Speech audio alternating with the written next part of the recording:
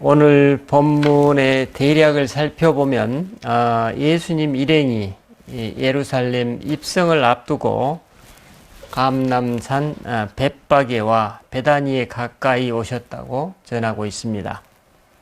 그런데 예수님은 여기서 제자들을 선발하여서 하나의 미션을 주십니다. 너희는 맞은편 마을로 가라.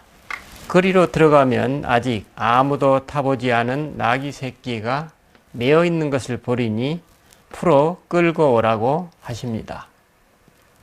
그리고 이어서 만일 누가 너희에게 어찌하여 푸느냐 묻거든 말하기를 주가 쓰시겠다 하라 라고 말씀하십니다. 이에 그 선발된 제자들이 마을로 들어가서 그 말씀하신 대로 매어 있는 나귀를 만나게 되고 그 나귀 새끼를 풀 때에 나귀의 임자가 어찌하여 나귀 새끼를 푸느냐 라며 제지하고 나섭니다. 그러자 예수님이 가르쳐 주신 대로 제자들이 주께서 쓰시겠다라고 답변했고 그 나귀 새끼를 예수님께 데려오게 됩니다. 제자들은 그 나귀의 등에 자신들의 옷을 걸치고 예수님을 태웁니다. 그리고 나귀 타신 예수님이 감람산 내리막길에 이르자 이를 지켜본 무리들이 기뻐하며 예수님을 찬양하게 됩니다. 다른 성경에 따르면 그들은 바로 전 마을 베다니에서 죽은 나사로를 소생시키신 예수님을 목격했거나 그 소문을 들었을 것으로 추정됩니다. 이렇죠. 찬송하리로다 주의 이름으로 오시는 왕이여 하늘에는 평화요 가장 높은 곳에서는 영광이로다. 나귀를 타신 예수님께 대한 군중들의 이 찬양은 이스라엘의 순례자들이 예루살렘으로 향하는 길에서 늘 불렀던 시편 118편을 인용한 찬양이었다고 합니다. 이 노래는 적을 무찌르고 나서 당신의 나라를 세우시는 하나님을 높이는 찬양이었다고 합니다. 그 주요 구절이 이렇습니다. 여호와께 감사하라 그는 선하시며 그의 인자하심이 영원함이로다.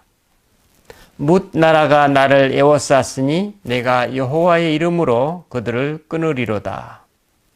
그들이 나를 에워쌌으니 내가 여호와의 이름으로 그들을 끊으리로다. 내가 죽지 않고 살아서 여호와께서 하시는 일을 선포하리로다. 여호와께서 나를 심히 경책하셨어도 죽음에는 넘기지 아니하셨도다. 내게 의의 문들을 열지어다. 내가 그리로 들어가서 여호와께 감사하리로다. 이는 여호와의 문이라. 그들 의인들이 그리로 들어가리로다. 그리고 이렇게 노래하고 있습니다. 건축자가 버린 돌이 집 모퉁이의 머릿돌이 되었나니 이는 여호와께서 행하신 것이요 우리 눈에 기이한 바로다. 이 날은 여호와께서 정하신 것이라. 이 날에 우리가 즐거워하고 기뻐하리로다. 주는 나의 하나님이시라. 내가 주께 감사하리이다. 주는 나의 하나님이시라. 내가 주를 높이리이다. 여호와께 감사하라. 그는 선하시며 그의 인자하심이 영원함이로다. 바로 이처럼 예수님을 찬양하고 있는 모습을 지켜본 어떤 바리새인이 예수님께 말합니다. 선생이여, 당신의 제자들을 책망하소서. 어떤 의미입니까? 선생이여, 지금 당신을 왕이라고 칭송하는 저들의 그 불경한 외침을 막아주십시오. 이런 얘기죠. 참으로 우려 섞인 경고라고 볼 수 있습니다. 그러자 예수님이 답변하십니다. 내가 너희에게 말하노니 만일 이 사람들이 침묵하면 돌들이 소리 지르리라.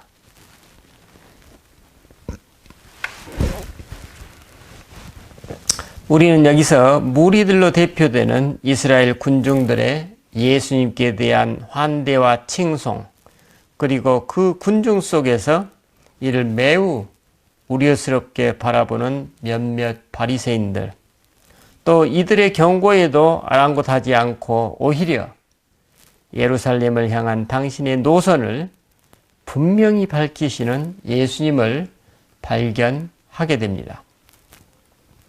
예수님의 이러한 노선을 21절에서 예루살렘을 향하여 앞서서 가시더라 라고 누가는 이처럼 예수님의 심경을 아주 상징적으로 묘사하고 있습니다.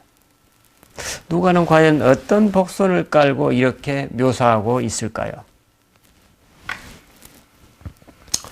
여러분, 우리가 세계사를 통해서 알고 있듯이 어느 사회나 나라도 권력을 대표하는 소위 조직이 있고, 그 조직이 부패와 부조리로 자정 능력을 상실했을 때 소위 바람이 등장하게 됩니다. 조직과 바람의 싸움이 역사의 전면에 부상하는 것입니다. 조직은 군중에 비해 소수이기는 하지만 말 그대로 언제든지 그 조직의 필요에 적절히 잘 대응할 수 있도록 정비되어 있습니다. 특별히 바람이 언제 어디에서 갑작스럽게 태풍으로 돌변할지 모르기 때문에 그 바람을 막아내기 위한 훈련과 방책을 늘 세워두고 있습니다. 하지만 바람은 어떻습니까? 바람은 말 그대로 오합지졸입니다. 비록 일시에 수많은 군중들이 봉기할 수는 있지만 체계와 유계에 있어 조직적인 힘을 지속적으로 모아나가는 역량이 턱없이 부족합니다. 그래서 그들은 자기들보다 말도 안 되게 소수인 조직에게 늘 패배하게 되어 있습니다. 조직은 어떻게 하면 바람을 누그러뜨릴 수 있는지 잘 알고 있기 때문입니다. 조직은 늘 바람을 잠재우기 위해 군중 속에서 한 명을 희생양으로 삼고 바람을 제압하는 데 이를 잘 이용합니다. 마치 아프리카 초원의 수많은 누떼나 들소떼가 조직적으로 사냥하는 소수의 맹수들에게 희생을 당하듯이 조직은 순간적으로 바람의 예봉을 제압하여서 곧 폭풍으로 막 변하려는 바람을 무기력하게 해체시켜버립니다. 결국 그 바람은 잦아들고 한때 바람에 편승했던 사람들은 이제 무차별적인 보복을 당하게 됩니다. 그래서 바람은 늘 조직에게 패배한 것처럼 보입니다. 오늘 본문에서 예수님은 바람의 선봉에 서십니다. 하지만 제자들은 이미 전열이 흐트러진 상태입니다.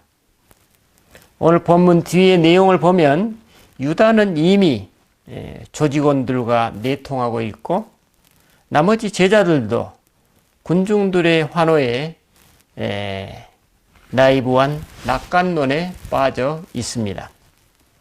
그리고 그들은 이를 증명이라도 하듯이 바람을 폭풍으로 증폭시켜 주시리라 믿었던 예수님이 잡혀가시자 조직의 보복이 두려워서 어디론가 자취를 감추어 버립니다. 바람의 예봉으로 추앙했던 스승이 무기력한 모습으로 붙잡혀 가시자 폭풍으로 세상을 쓸어버리고자 했던 제자들의 꿈이 한순간에 날아가 버린 것입니다. 우리는 여기서 질문하게 됩니다. 예수님은 이미 이런 제자들의 상태를 잘 알고 계셨고, 또한 당신이 막상 십자가를 지실 때 지금 당신이 열렬히 환호하고 있는 이 군중들이 어떻게 돌변하게 될지 뻔히 아시면서 어떻게 그처럼 예루살렘을 향하여서 앞서서 가셨는지에 대한 물음입니다. 오늘 본문을 적언하고 있는 누가에 따르면 예수님은 이러한 정황 속에서 오히려 아버지 하나님께 대한 더욱 견고한 신뢰를 보내고 계십니다. 예수님은 예루살렘 성에 들어가시기 직전 베다니에서 제자들을 마을로 보내 나귀 새끼 한 마리를 끌고 오라고 말씀하십니다. 그런데 제자들이 가보니 그 마을에는 실제로 매어 있는 나귀가 있었고, 예수님이 예견하신 대로 나귀의 임자가 제지할 때 주가 쓰시겠다고 말하자 나귀를 가져가도록 허용받습니다. 마치 동화 속의 한 장면처럼 신비로운 장면입니다.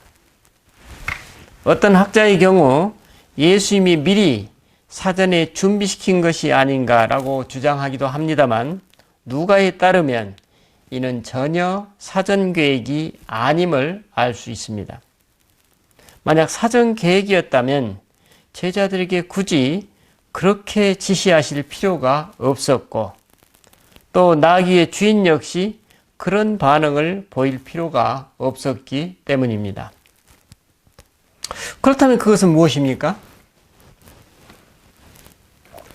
예수님 당신의 십자가 길과 하나님 나라의 필연성에 대한 예수님의 믿음, 즉 당신을 보내신 성부 하나님께 대한 확고한 신뢰와 믿음입니다. 예수님은 그래서 바리새인들의 경고에 응답하십니다. 내가 너희에게 말하노니 만일 이 사람들이 침묵하면 돌들이 소리 지르리라. 어떤 메시지입니까? 당신들은 보는 눈, 듣는 귀, 느끼는 감각이 이 돌멩이들보다도 부족합니까? 라는 질책입니다. 그런데 이 와중에 제자들의 모습은 어떻습니까? 제자들은 모두 베다니에서 예수님이 2명의 제자들을 앞마을로 보내시는 것을 보았습니다. 그리고 그 제자들은 예수님께서 말씀하신 대로 마을에서 나귀를 발견했고, 나귀의 주인을 만나 예수님이 미리 일러주신 대로 주가 쓰시겠다고 하니 순순히 그 나귀를 내주는 그 주인을 경험했습니다. 그리고 그 나귀를 예수님께 데려왔습니다. 만약 여러분이 이 체험을 하셨다면 어떻게 반응하실 것 같습니까? 아마도 진지한 사람이라면 엄청난 충격과 혼란에 휩싸였을 것입니다. 그리고 동시에 이 예수님이 과연 어떤 분이신가에 대한 더 큰 질문 속으로 들어갈 수밖에 없었을 것입니다. 여러분, 이어서 22장에 나오는 유월절 준비 장면도 마찬가지입니다. 여기서 베드로와 요한은 예수님으로부터 이렇게 너희가 성내로 들어가면 물 한 동이를 가지고 가는 사람을 만날 것이다. 그가 들어가는 집으로 따라 들어가서 그 집 주인에게 당신의 메시지를 전하라고 말하십니다. 그리고 그 두 제자는 실제로 물동이를 지고 가는 사람을 만났고, 그를 따라가 유월절 만찬을 함께 먹을 방을 마련케 하십니다. 참으로 엄청난 신비입니다. 제자들은 이처럼 엄청난 신비를 2번이나 연거푸 경험했습니다. 하지만 우리가 본문에서 보듯이 나귀를 끌고 왔던 제자들이나 나머지 제자들은 이 엄청난 체험을 했으면서도 아무런 반응을 보이지 않습니다. 만약에 보였다면 누가는 그것을 기록했었겠죠. 그들은 단지 그 나귀 위에 자신들의 옷을 깔고 예수님과 함께 예루살렘을 향해 행진합니다.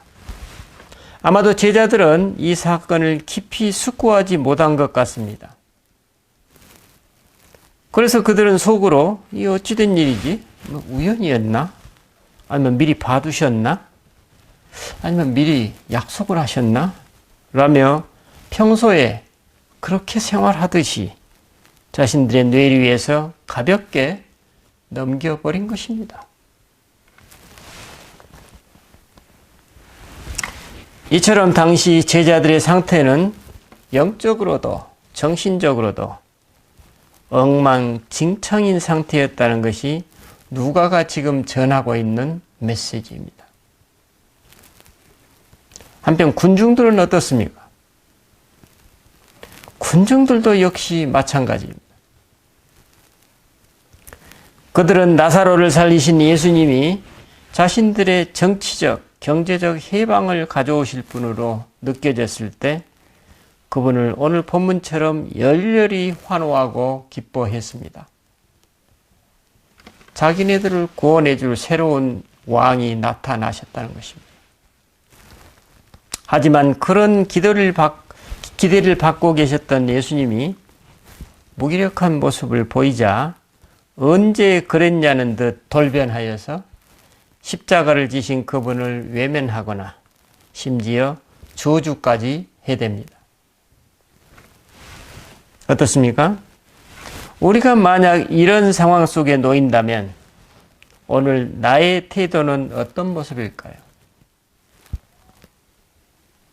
그렇습니다. 우리들의 바로 이런 모습 때문에 예수님은 더더욱 당신 자신이 한 마리의 양으로 자처하신 것입니다.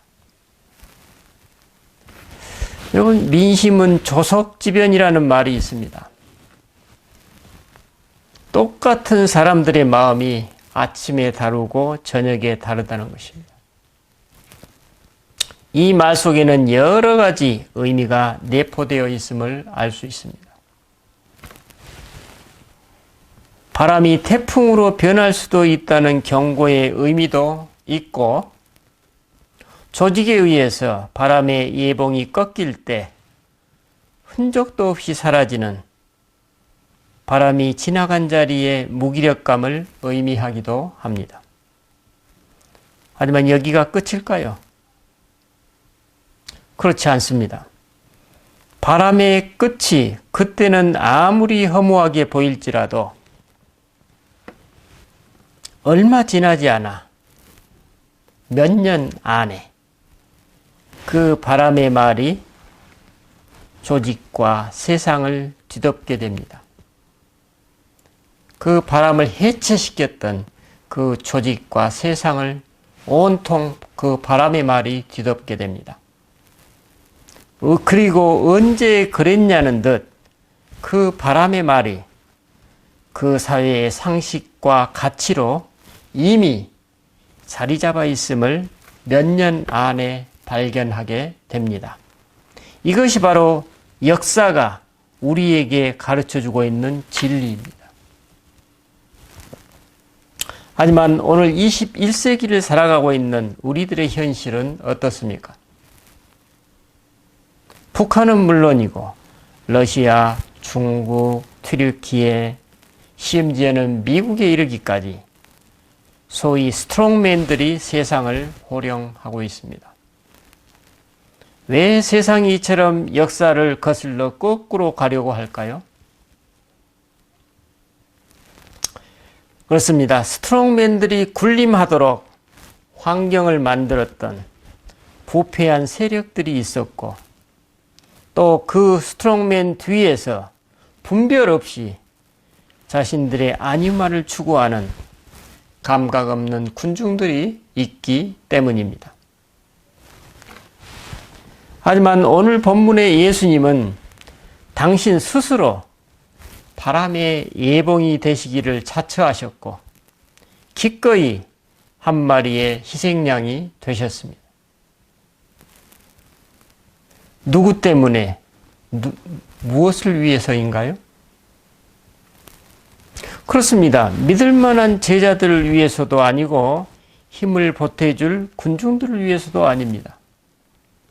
오히려 이와는 정반대로 그 엉망진창인 상태의 제자들과 오합지졸의 군중들, 앞뒤를 분간하지 못하는 이스라엘 지도층과 당신을 학수고대하면서 고난받고 있는 이 세상을 위해서입니다. 오늘 우리들을 위해서입니다. 이것이 바로 예수님 미션의 요체입니다. 그래서 예수님은 19장 41절에서 예루살렘 성을 보시면서 우시면서 이렇게 말씀하시죠. 너도 오늘 평화에 관한 일을 알았더라면 좋을 뻔하였거니와 지금 내 눈에 숨겨졌도다 라고 한탄하십니다. 여러분, 오늘 정료주일과 순환주간을 맞아 자문해 보십시다. 오늘 나는 예수님을 어떻게 따르고 있습니까? 오직 나의 소망만을 성취하기 위해서 그것을 기대하시면서 예루살렘으로 향하는 여정을 걷고 계시지는 않는가요? 오늘 내가 예수님을 따르는 진정한 동기는 과연 어디에 있습니까? 아니면 아무런 기대나 소망 없이 무감각하게 예수님을 따르고 있지는 않습니까? 오늘 순환 주간을 맞아서 한번 그러한 내 자신의 모습을 돌이켜보면서 주님과 동행해 보시는 귀한 은총이 저와 여러분께 함께 하시기를 빕니다. 기도하십시다.